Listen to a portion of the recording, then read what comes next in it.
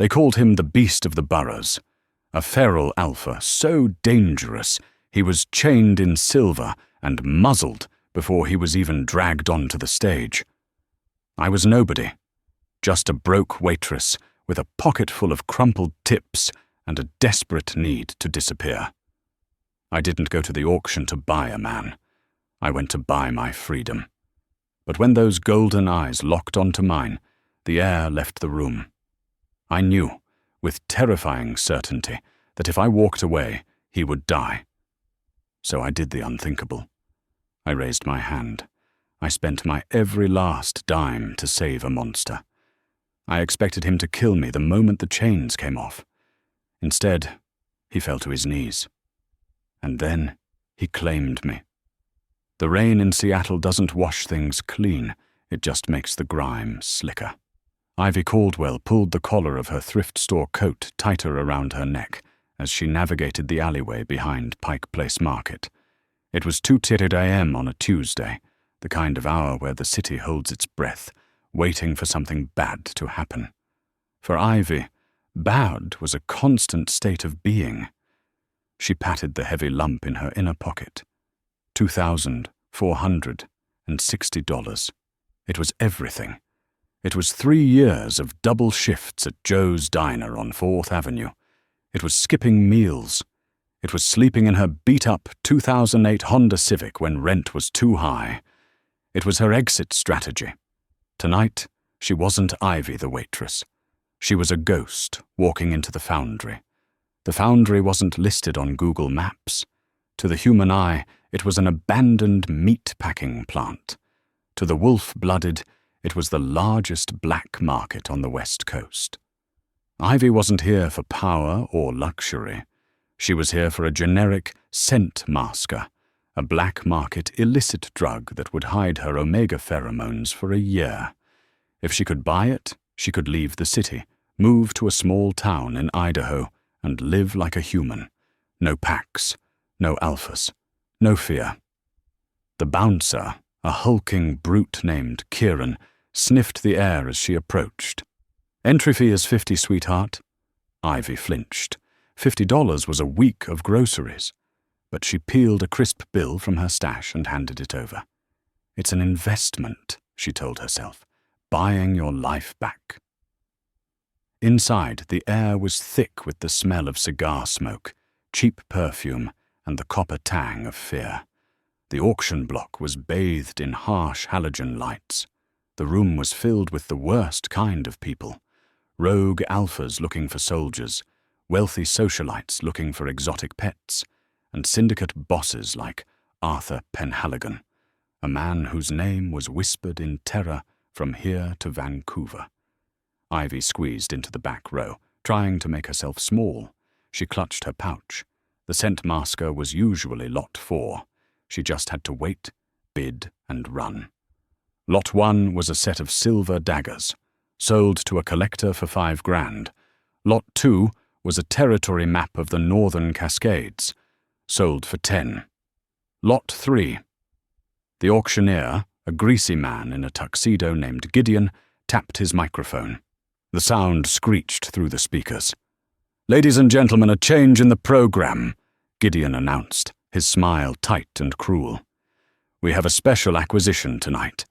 Fresh off a transport from the Russian wilderness, unbroken, feral, and highly pedigreed."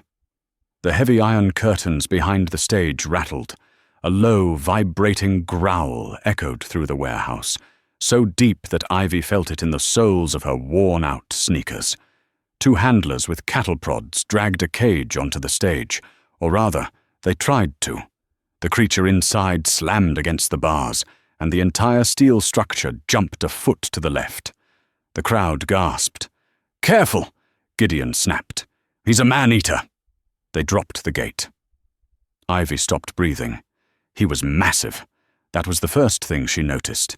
Even in human form, the man was a mountain of corded muscle and scars. He was naked from the waist up, his skin a roadmap of violence. Claw marks, silver burns, bullet wounds. His hair was black, matted with blood and dirt, hanging over his face. He wore a heavy steel muzzle that clamped his jaw shut, and thick silver chains bound his wrists and ankles to the floor. He should have looked pathetic. A prisoner. But he didn't. He looked like a nuclear bomb counting down to 0. "We don't have a name for him," Gideon laughed nervously. "But the DNA tests confirm he's Alpha Prime blood, a rare find. Perfect for underground fighting rings or breeding stock." A ripple of dark laughter went through the crowd. Ivy felt bile rise in her throat. This was barbaric, but she couldn't intervene. She was nobody. She needed her money for the medicine. The man on stage lifted his head. He scanned the crowd. His eyes weren't just wolf eyes. They were molten gold, burning with an intelligence that terrified her. He looked at the front row, at Arthur Penhaligon, with pure disdain. He looked at the guards with promise of murder. And then his gaze lifted, past the rich bidders, past the security, straight to the back of the room, straight to Ivy. The connection was physical. It slammed into her chest like a sledgehammer. The air in the warehouse seemed to vanish. The noise of the crowd faded into a dull buzz. All she could hear was the frantic, thundering rhythm of her own heart, and a single word whispering in the back of her mind. Mine. The Alpha on stage went perfectly still. His nostrils flared. He inhaled sharply, dragging her scent, vanilla, rain, and fear, into his lungs. The chains rattled as he took a step toward the edge of the stage, straining against the bolts in the floor. He didn't growl. He didn't roar. He just stared at her. His golden eyes filled with a desperate, terrifying plea. "Help me." Ivy's hand trembled on her money pouch. "No," she thought. "No, I can't. That money is my life. If I spend it, I'm stuck here. I'm dead." "Bidding starts at $1,000, Gideon shouted. Ivy's heart broke. "1,000, shouted a voice from the left, a fight promoter. 1,500, called a woman in a red dress. Ivy stood frozen. The Alpha, Dominic, though she didn't know his name yet, never broke eye contact. It was unnerving. Usually, Alphas used their stare to dominate, to force submission, but he wasn't forcing her. He was anchoring himself to her, as if she was the only real thing in a world of nightmares. 2,000, Arthur Penhaligon raised his paddle. The room went quiet. When Penhaligon bid, usually, everyone else stopped. He was the boss of the West Side Syndicate. You didn't cross him. "Going once," Gideon smirked. The Alpha on stage let out a sound. It wasn't a roar, it was a whine, a high, pained sound that cracked through his muzzle. He fell to his knees, the silver burning his skin, but he kept his eyes on Ivy. "Please." It wasn't just a wolf calling to a mate. It was a soul calling to a savior. Ivy looked at the money in her hand. $2,460. If she walked away, she bought her freedom. She moved to Idaho. She lived. If she saved him, she had nothing. No money. No plan. And she'd be saddled with a feral Alpha who might kill her. But then she remembered the night her father died. She remembered begging for help and everyone turning away. She remembered how cold the world was when you were alone. She couldn't be that world. Not tonight. 2,100, Ivy's voice cracked. It was small, pathetic compared to the booming voices of the men. Heads turned. Arthur Penhaligon swiveled in his chair, his eyes narrowing as he looked at the girl in the thrift store coat. "Well, well," Penhaligon sneered. "A mouse squeaks. 2,200. Ivy's hands were shaking so hard she almost dropped the pouch. 2,300. Penhaligon laughed. It was a cold, dry sound. "You're playing a grown-up's game, girl. Go home. 2,400. That was it. That was her limit. She had $60 left. If she bid again, she would be destitute. She wouldn't have money for gas to get home. She wouldn't have money for food tomorrow. She looked at the stage. The alpha was trembling. His muscles were bunched, his veins popping against his skin. He looked ready to snap the chains, but he was holding back, waiting. Ivy closed her eyes. Goodbye, Idaho. 2,450, she whispered. Silence stretched. Penhaligon looked at her, bored. He raised his paddle to crush her. He opened his mouth to say 3,000. And then the alpha moved. It happened so fast it was a blur.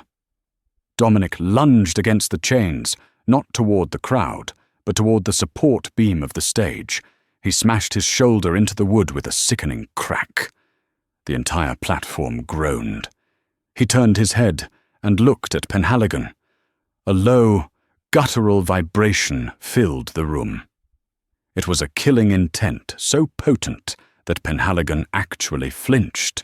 The message was clear. Buy me, and I will rip your throat out the first chance I get. Penhaligon lowered his paddle. He was a businessman. He didn't buy defective, suicidal merchandise. Too much trouble, Penhaligon muttered, waving a hand. Let the girl have the beast. He'll eat her by morning anyway. Gideon looked disappointed. Going once? Going twice? Ivy felt like she was going to vomit. Sold! To the lady in the back for 2,450. The gavel banged. It sounded like a gunshot. Ivy walked forward, her legs like jelly. She dumped the crumpled bills onto the podium. Gideon counted them with a sneer, wiping his hands as if the money was dirty. Here are the keys for the muzzle and the chains, Gideon said, tossing a heavy brass ring at her. No refunds. If he kills you, don't bleed on the floor. The handlers used long poles to unhook the floor bolts, but they left the chains on his wrists. They shoved him off the stage. He stumbled, heavy and hulking, landing on his knees in front of Ivy. Up close, the smell of him was overwhelming. Musk, blood, and something electric, like ozone. He was hot, radiating feverish heat. He towered over her even on his knees. The room watched, holding its breath. Everyone expected violence. This was a feral. You didn't just walk him out like a dog. Ivy's trembling hands reached out. She held the key to the muzzle. I'm going to take this off, she whispered, her voice barely audible. Please don't bite me. She slid the key in. Click. The heavy steel mask fell away with a clang. Dominic let out a breath, his jaw cracking as he worked the stiffness out. His face was sharp, angular, devastatingly handsome despite the grime. His lips were split. He looked at Ivy. He looked at her throat, where her pulse was fluttering like a trapped bird. Then he moved. The crowd gasped. Ivy flinched, expecting teeth in her neck. But he didn't bite. He leaned forward and pressed his forehead against her stomach. He inhaled deeply, burying his face in her worn coat. His large, chained hands came up, not to strike, but to wrap gently, reverently, around her waist. Mine, he rasped. His voice was like gravel grinding together, unused and rough. He looked up at her, and the ferocity in his eyes was gone, replaced by a fierce, possessive devotion that shook her to her core. You bought me, he growled low enough for only her to hear. You spent everything. I saw. Ivy stammered. You saved me, Ivy, he said. He knew her name. How did he know her name? Now, I belong to you, and anyone who tries to touch you. He turned his head, looking back at the silent crowd, his lip curling back to reveal elongated canines. We'll have to go through the alpha of the Obsidian Creek pack. The room erupted in whispers. Obsidian Creek, that pack was a myth, a legend of warriors wiped out a decade ago. If he was their alpha, Ivy hadn't just bought a stray. She had bought a king, and he had just declared war on the world for her. The silence in the foundry didn't last. As the shock of Dominic's declaration wore off, a different energy filled the room. It was the heavy, suffocating pressure of envy and calculation. Ivy felt 100 pairs of predatory eyes shift from the stage to her back. She wasn't just the broke waitress anymore. She was the keeper of a nuclear weapon.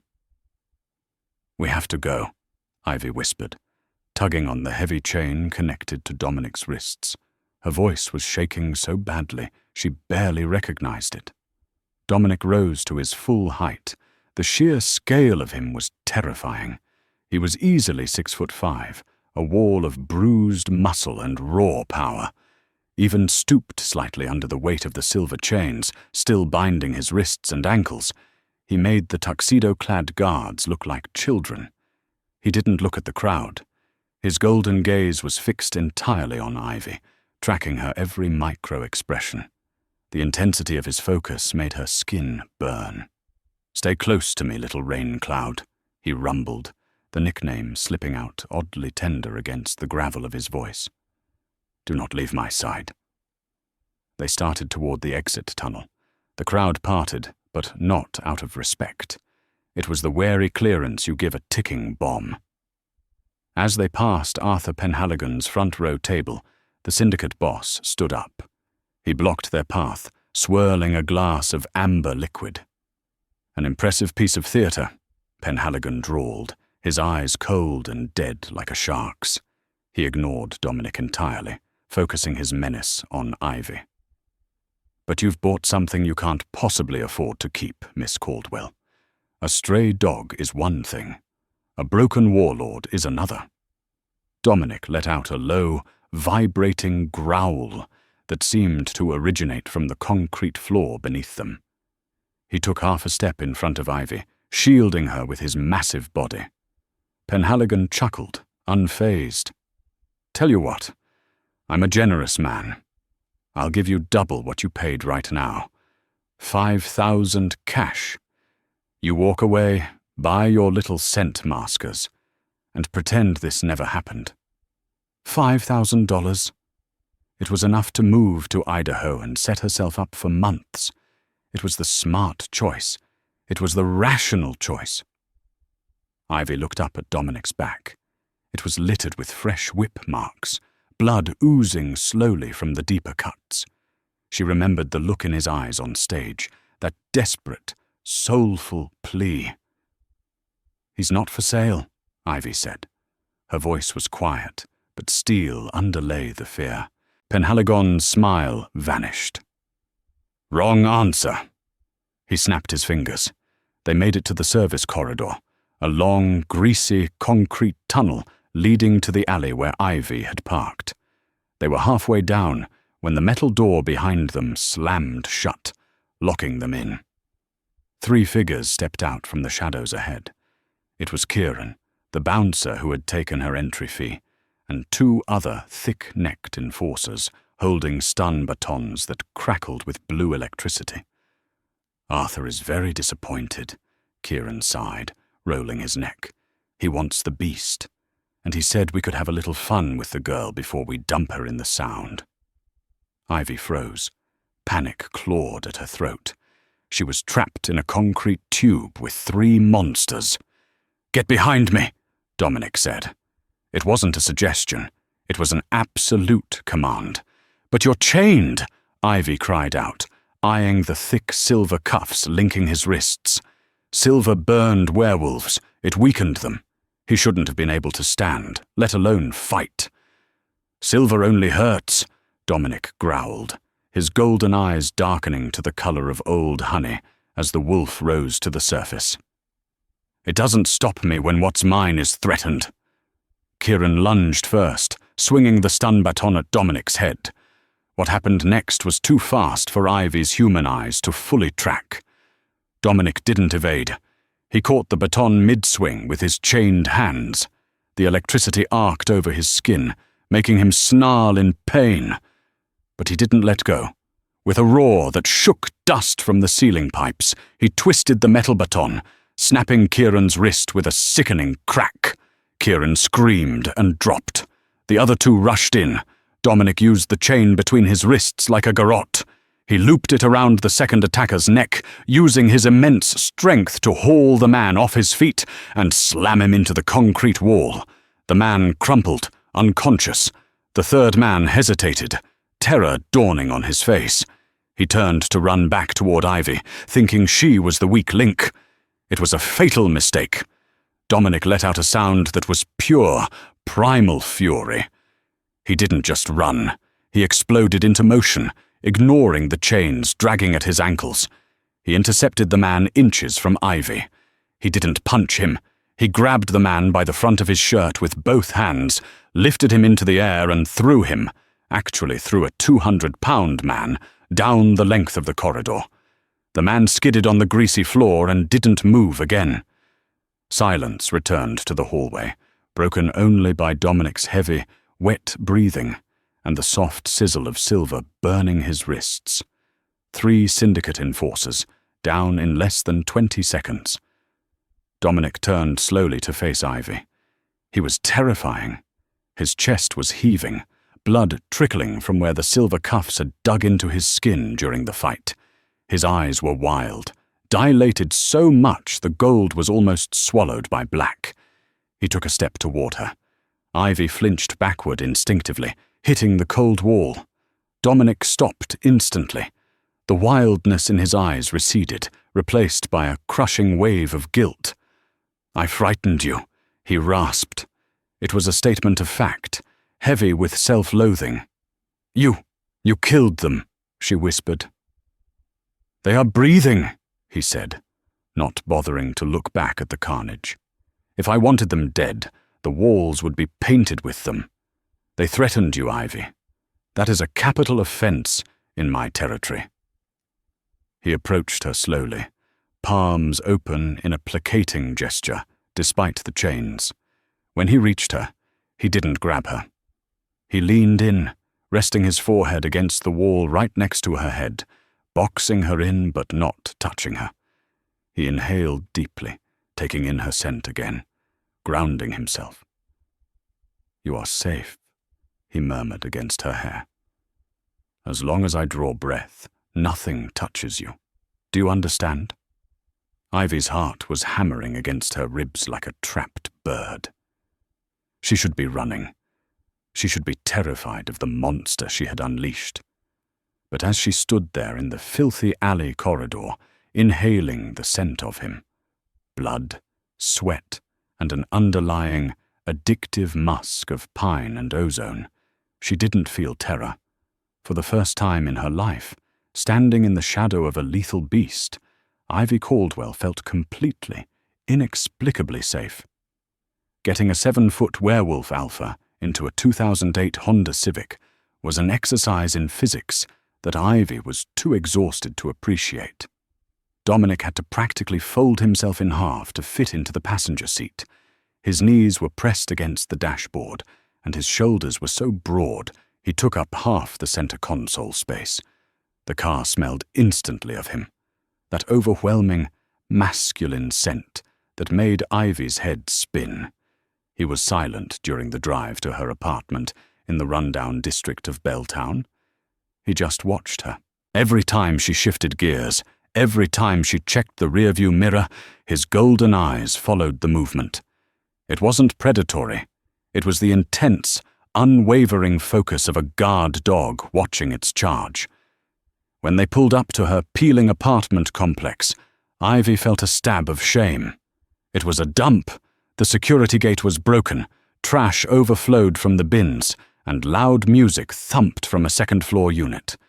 "It's not much," she mumbled, killing the engine. "It smells like you," Dominic said simply, looking at the building as if it were a palace. "It is the best place I have ever seen." Getting him up the 3 flights of narrow stairs was another ordeal. The chains on his ankles clanked loudly on every step, a sound that seemed to echo through the sleeping building. Ivy prayed none of her neighbors looked out their peepholes. Inside her tiny studio apartment, Dominic seemed even bigger. He stood in the center of the worn rug, his head inches from the ceiling fan. The space was neat. Ivy was obsessive about cleanliness because it was the only thing she could control, but it was undeniably sparse. A futon, a small kitchenette, a wobbly table. Dominic looked around, his eyes lingering on the single pillow on her bed, the meager stack of books, the empty fridge. His jaw tightened. "You spent everything you had," he said, his voice thick with emotion. $2,450. That was every cent in this room, wasn't it? Ivy turned away, busying herself with locking all the 3 deadbolts on her door. "It doesn't matter. It matters to me." He took a step toward her, the ankle chains rattling. "Ivy, the chains, please!" The desperation in his voice snapped her back to reality. He had been in those silver bindings for God knows how long. Every second they touched his skin was agony. "Right. Okay. Sit on the futon." He obeyed instantly, sinking onto the cheap furniture which groaned under his weight. Ivy scrambled to her junk drawer and pulled out a rusty toolbox she'd inherited from a previous tenant. She knelt between his massive legs to get to his ankles first. The brass key Gideon had given her fit the locks, but the mechanisms were stiff with dried blood and grime. "Tell me if I'm hurting you," she said, her hands shaking as she worked the key into the ankle cuff. "The pain is irrelevant," he grunted, his hands gripping his own knees, so hard his knuckles turned white.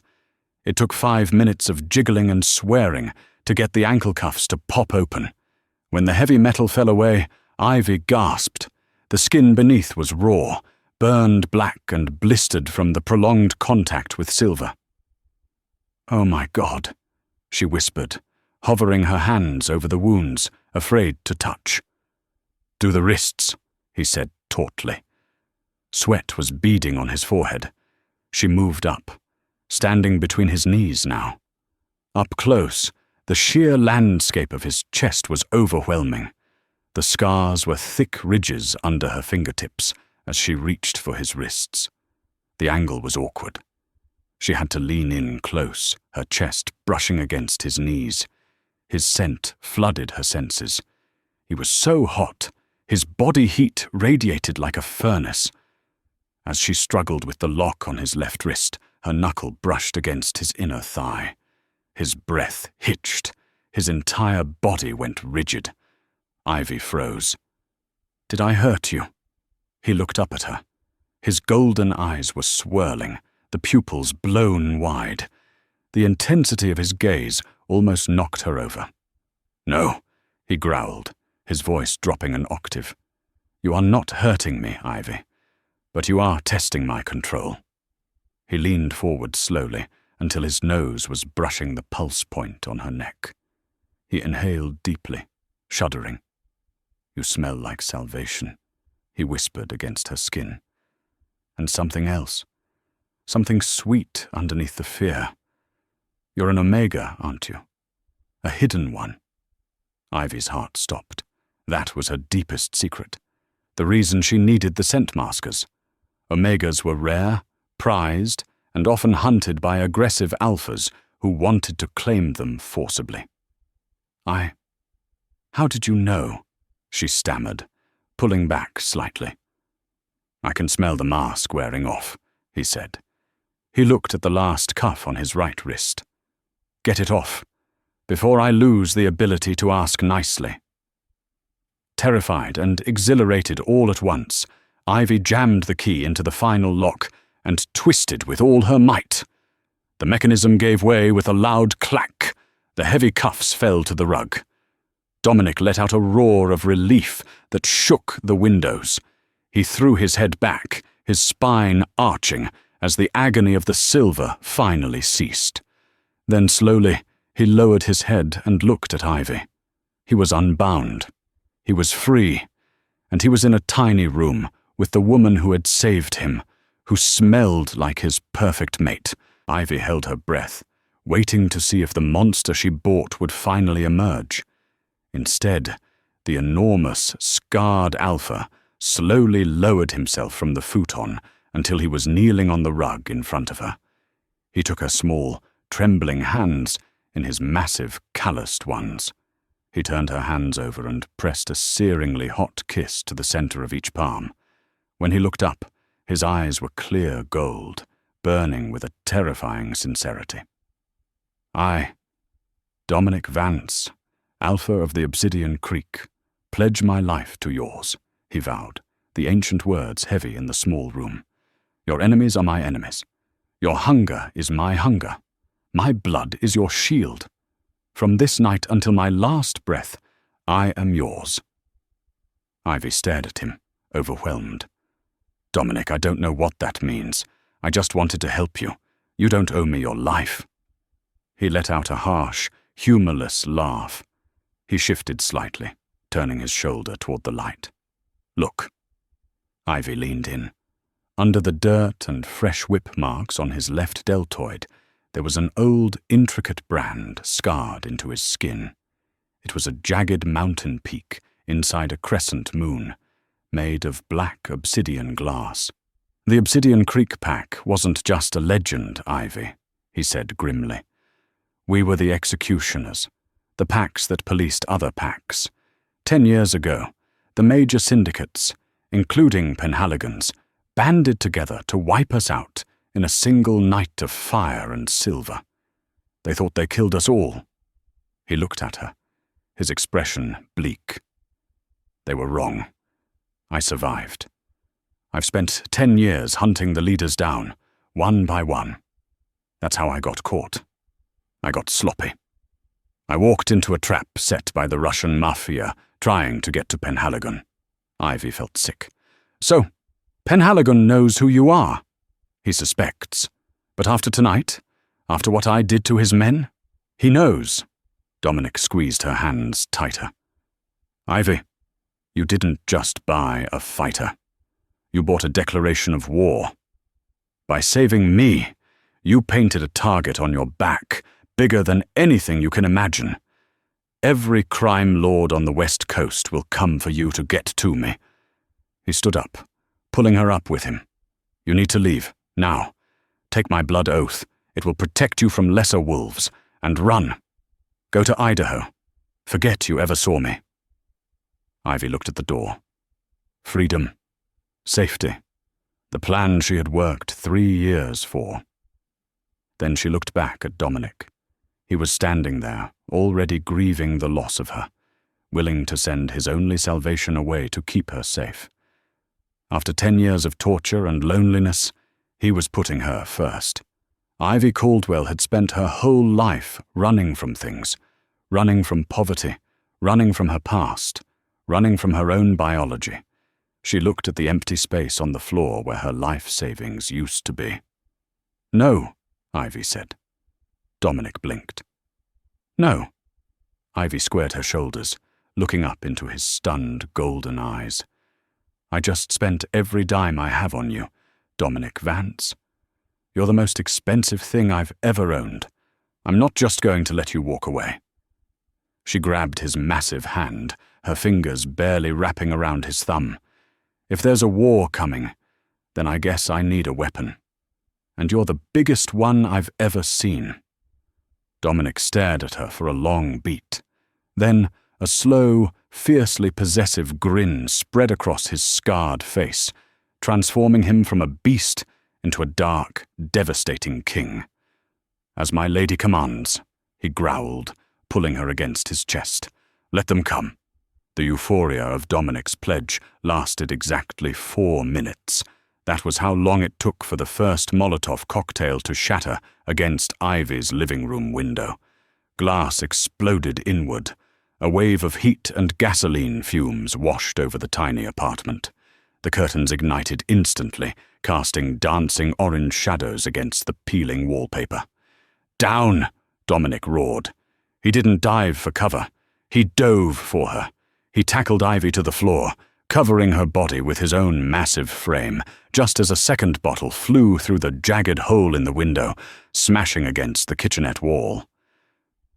"They found us," Ivy coughed, smoke already stinging her eyes. "How did they find us so fast?" "Tracker," Dominic growled. He scanned the room, his eyes glowing furiously in the firelight. "They didn't just tag the car. They tagged me!" He reached back to the nape of his neck, digging his claws into the skin near his hairline. With a sickening wet tear, he ripped out a small, bloody microchip and crushed it between his fingers. "We have to move. Now. The fire is a distraction. They'll be coming through the door." Ivy scrambled up, grabbing her purse. It was empty of money, but it had her ID. "The fire escape." "Trapped," Dominic said, sniffing the air.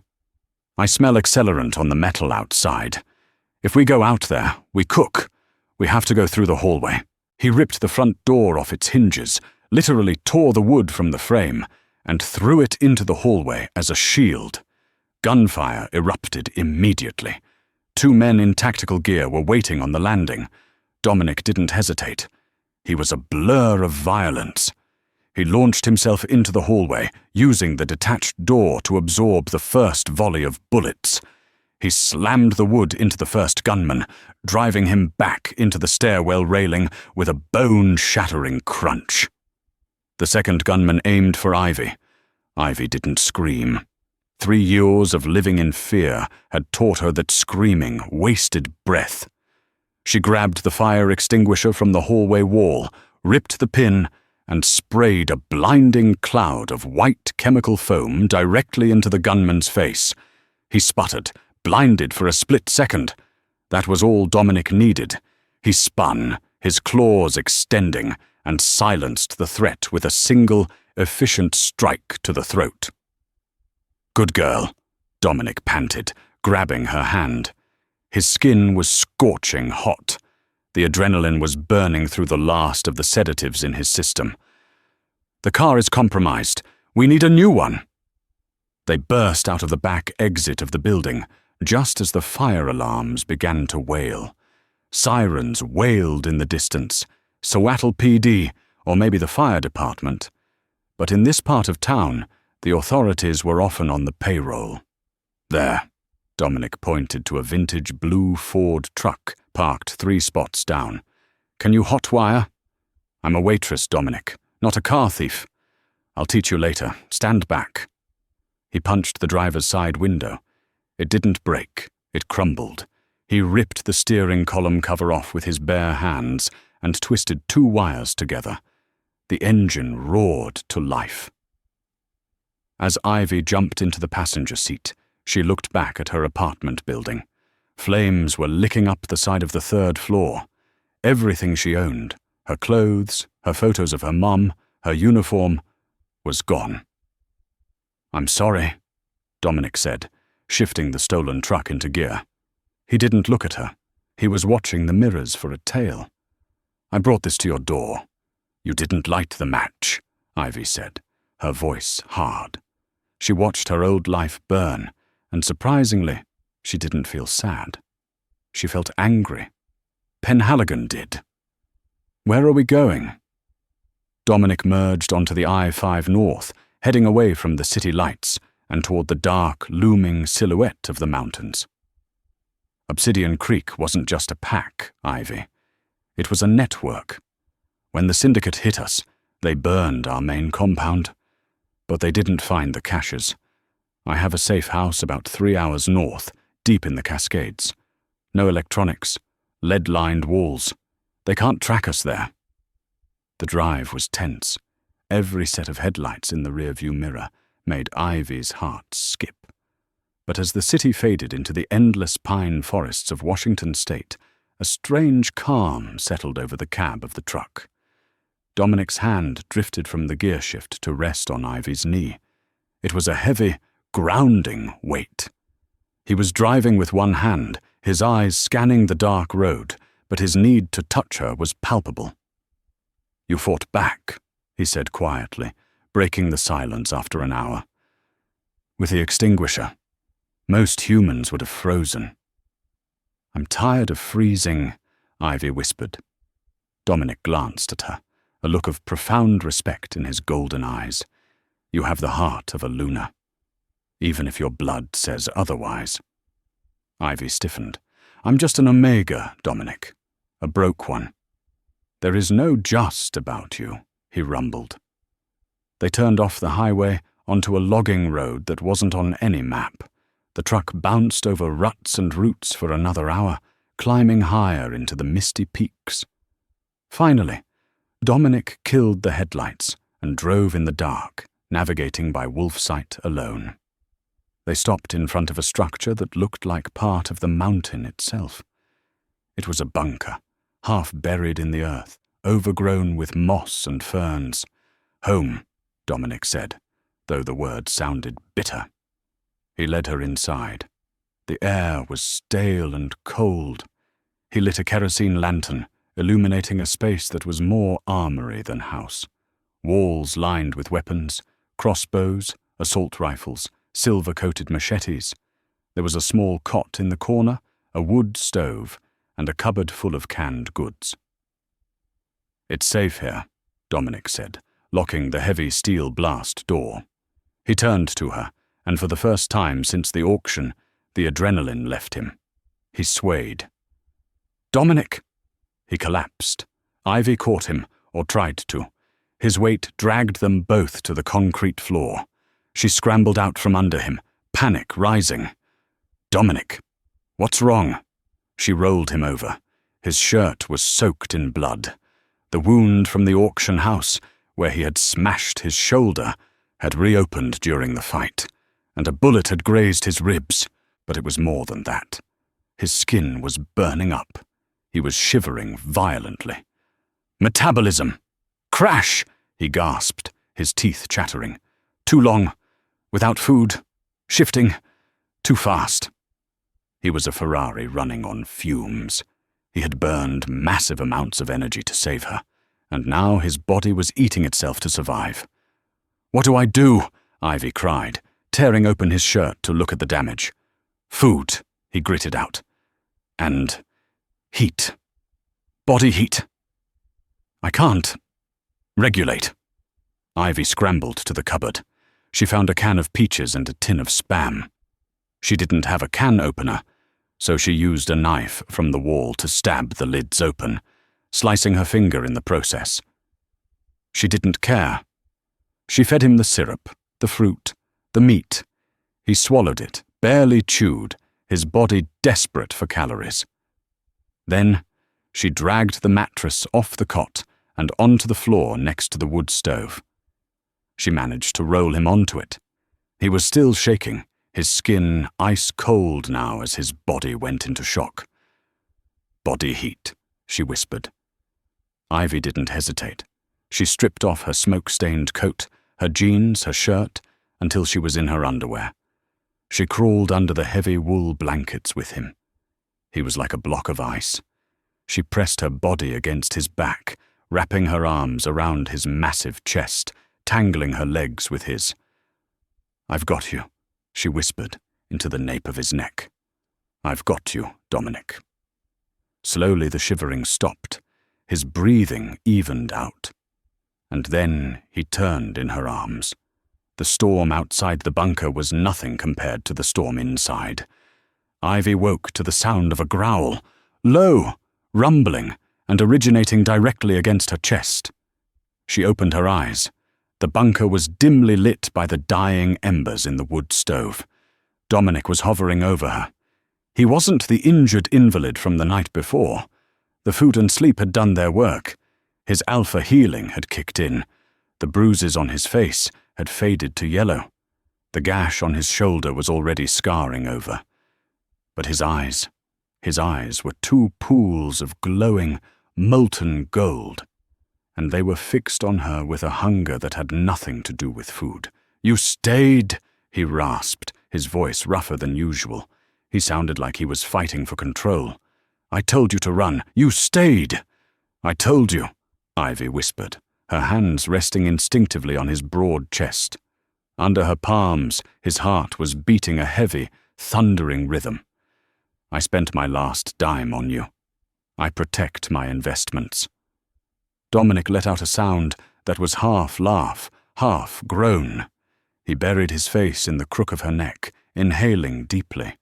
His nose brushed against the sensitive skin below her ear, sending shivers down her spine. "You smell like rain," he murmured against her skin.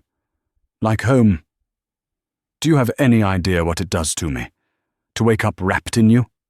Dominic, I have been in a cage for 3 months, Ivy. Before that, I was at war for 10 years. I haven't felt warmth. I haven't felt peace. Until you." He pulled back to look at her. The intensity of his gaze was overwhelming. He wasn't looking at her like a predator looks at prey. He was looking at her like a drowning man looks at air. "My wolf recognizes you," he said, the confession hanging heavy in the silence. "From the moment I saw you at the auction. You felt it too, didn't you? That pull." Ivy nodded slowly. She couldn't deny it. "I felt it. It's like gravity." "It's the bond," Dominic said. "It's rare. Most wolves never find it. To find it in a human, in an Omega who bought my freedom." He shook his head in disbelief.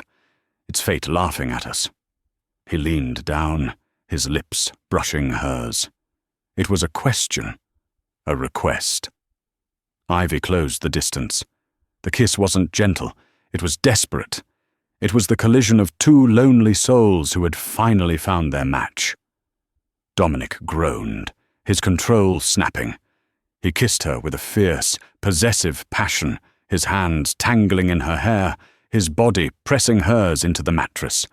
Ivy wrapped her arms around his neck, pulling him closer. For the first time in her life, she didn't feel small. She didn't feel weak. She felt powerful. She was the anchor for this storm. "Mine," he growled against her lips. "Say it, Ivy. Tell me you're mine." "I'm yours," she breathed. "And I am yours," he vowed. He pulled back slightly, tilting her head to the side, exposing the curve of her neck. This was the most vulnerable part of any creature, the jugular. To offer it was the ultimate sign of trust. "If I mark you," Dominic warned, his voice shaking with restraint, "there is no going back. The scent will never leave you. Every wolf in the world will know you belong to the Alpha of Obsidian Creek. It puts you in danger. But it also gives you my strength. You will feel what I feel. You will never be alone again." Ivy looked up at him. She thought about her lonely apartment, the empty shifts at the diner, the silence of her life. "I don't want to be alone," she whispered. "Mark me." Dominic's eyes flashed. He lowered his head. When his teeth grazed her skin, she gasped. Then he bit down. It wasn't pain. It was a sharp, electric jolt that seared through her entire body. It felt like lightning hitting water. Ivy cried out, arching her back, as a flood of feeling rushed into her mind. She felt him. She felt his fierce protectiveness, his jagged trauma, his overwhelming adoration for her. And she knew he could feel her fear, her hope, her love. Ivy. His voice wasn't just in her ears, it was in her head. "Dominic." He licked the mark soothingly, sealing the bond. When he pulled back, there was a faint, glowing mark on her neck, the Obsidian Creek crest, visible only for a moment before fading into her skin. He collapsed next to her, pulling her tightly against him. They lay there in the silence, breathing in sync, their minds slowly untangling from the rush of the connection. "I can feel your heart," Ivy whispered in awe. "And I yours," Dominic replied, kissing her forehead. "It's strong. Stronger than an Omega's heart should be." He frowned suddenly. He sat up, looking at her with a new, sharp curiosity. "What?" Ivy asked, sensing his shift in mood through the bond. Dominic leaned in, sniffing her neck again, right over the fresh mark. Now that the bond is open, I can taste your bloodline. The scent masker masked it well, but the claiming burns through lies. He looked at her, stunned. Ivy, you aren't a random Omega. I don't know what you mean. My parents were nobodies. They died in a car crash when I was 10. No, Dominic shook his head. Your scent. It carries the echo of the Silverthorn line. It's royalty, Ivy. The Silverthorn pack was the only pack that rivaled Penhaligon's 15 years ago. They were the peacekeepers. Ivy sat up, clutching the blanket. That's impossible. My dad was a mechanic. Your dad was hiding, Dominic said, his mind racing. Penhaligon didn't just wipe out Obsidian Creek. He wiped out Silverthorn first. That's how he took power. He killed the Alphas and the heirs. He looked at her with dawning horror and awe. He missed one. You. I'm an heir, Ivy stammered. You're not just an heir, Dominic said, gripping her shoulders. You're the rightful Alpha Queen of the entire Northwest Territory. If Penhaligon finds out who you really are, he won't just kill you. He'll try to force you to breed, to legitimize his rule. The realization hit Ivy like a physical blow.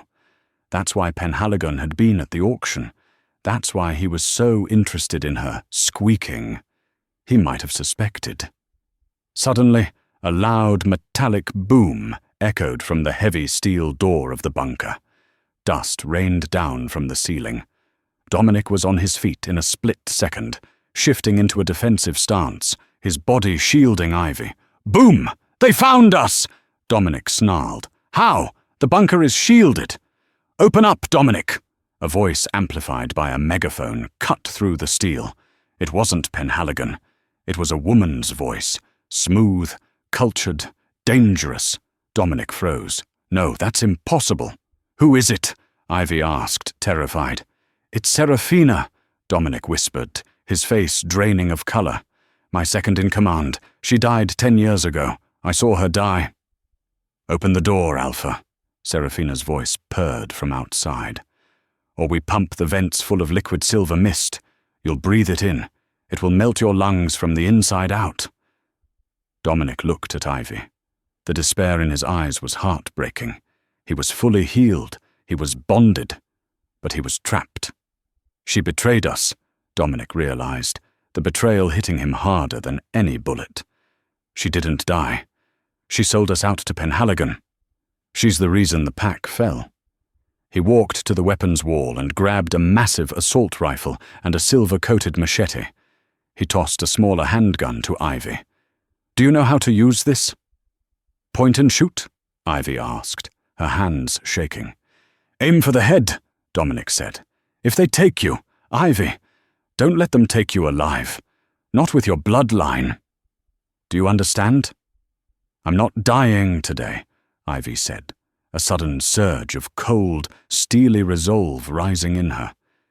Maybe it was the alpha blood Dominic claimed she had. Maybe it was the bond. And neither are you. Dominic looked at her and grinned, a feral, dangerous grin. Then let's go say hello to an old friend. He hit the release on the blast door. The blast door groaned, sliding open to reveal the grey dawn of the Cascades. Serafina stood there, pristine in a white trench coat, flanked by a dozen of Penhaligon's elite mercenaries. She smiled, a cold, predatory curve of red lips. You always were stubborn, Dom, she sighed, checking her manicured nails. Kill him. Keep the girl intact. The mercenaries raised their weapons, but Dominic was faster. He didn't just move, he blurred. He was a whirlwind of claws and silver-coated steel, carving a path through the front line. But there were too many of them. A heavy blow from a rifle butt sent Dominic stumbling back, blood spraying from his mouth. Two guards lunged for Ivy, grabbing her arms. Get off me, Ivy screamed. But it wasn't just a scream. It was a command. The power of the Silverthorn bloodline, dormant for 15 years, erupted from her chest like a shockwave. It wasn't physical, it was psychic. The air shimmered. The two guards holding her froze instantly, their pupils blowing wide in terrified submission. Even Seraphina flinched, her knees buckling involuntarily under the weight of an Alpha Prime's order. Ivy stood panting, her skin glowing with the faint, ethereal light of the moon. She didn't look like a waitress anymore. She looked like a queen claiming her throne. Dominic capitalized on the shock. He tore the throat out of the nearest mercenary and grabbed Ivy's hand. "Run!" he roared. They sprinted past the stunned guards, vanishing into the dense, foggy tree line of the deep forest. Behind them, Seraphina screamed in rage, but she didn't follow. She knew what she had just seen. The Queen had returned. As they reached the ridge overlooking the valley, safe for the moment, Dominic pulled Ivy close. His golden eyes shone with pride and a fierce, terrifying promise. "The war has begun, my queen," he whispered, kissing her blood-stained knuckles. "And we are going to burn their kingdom to the ground." Wow, I still have goosebumps. From a broke waitress in a rainy alley to the lost queen of the werewolves, Ivy's journey is just beginning. She spent her last coins to save a monster, but she ended up buying a king and finding her own crown in the process. What would you do in Ivy's shoes? If you were standing in that auction house with your life savings in your pocket, would you walk away to safety? Or would you risk it all to save the beast? Let me know in the comments below. I read every single one. If you enjoyed this story and want to see part 2, where Ivy and Dominic build their army to take down Penhaligon, please smash that like button and subscribe to the channel. Let's get this video to 5,000 likes, and I'll drop the next chapter immediately. Thanks for watching, and I'll see you in the next story.